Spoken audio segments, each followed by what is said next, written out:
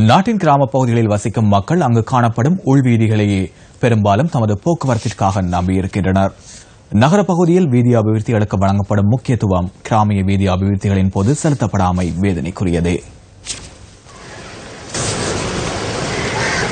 புத்தளம் உடப்பு பகுதியில் காணப்படும் வீதியின் தோற்றமே இது.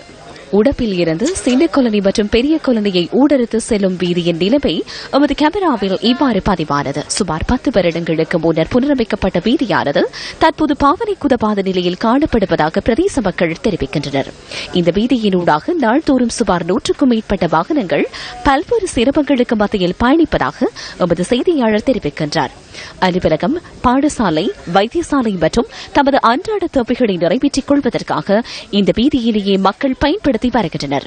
மழைக்காலங்களில் குறித்த வீதியினூடாக பயணிக்கும் போது இன்னல்களை எதிர்கொள்ள வேண்டியுள்ளதாக பிரதேச மக்கள் தெரிவிக்கின்றனர். போலீஸ் ரோட் மற்றும் ஆஸ்பத்திரி அண்டிய அந்த சின்ன குளனி ரோட்டானது கிட்டத்தட்ட 10 வருடங்களுக்கு முன் போடப்பட்டது.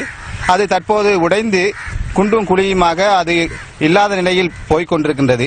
எனவே கூடுதலாக இந்த பகுதியை தான் நாங்கள் புத்தளம் செல்வதற்காக உடப்பு பிரதான வாகனங்கள், பஸ் மற்றும் சகல சிடிபி பஸ் சகல வாகனங்களும் பயன்படுத்துகின்றோம்.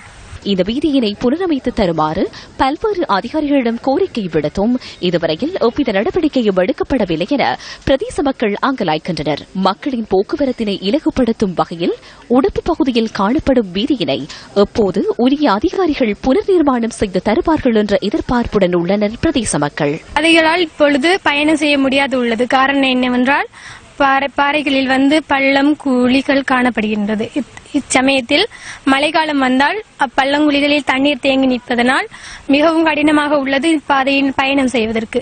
எங்களுக்கு மட்டுமல்ல, பாடசாலை செல்லும் மாணவர்கள், மற்றபடி நோயுற்றிருக்கும் நோயாளிகள், பாதை போக்குவரத்து செய்பவர்கள், போக்குவரத்து வசதி இப்படி தடைபடுகின்றது. இதனால் எங்களுக்கு பெரிய கஷ்டமாயிருக்கு. தயவு செஞ்சு இந்த பாதை சாதாரணமா 5 கிலோமீட்டர்கள் உடையதா இருக்கு.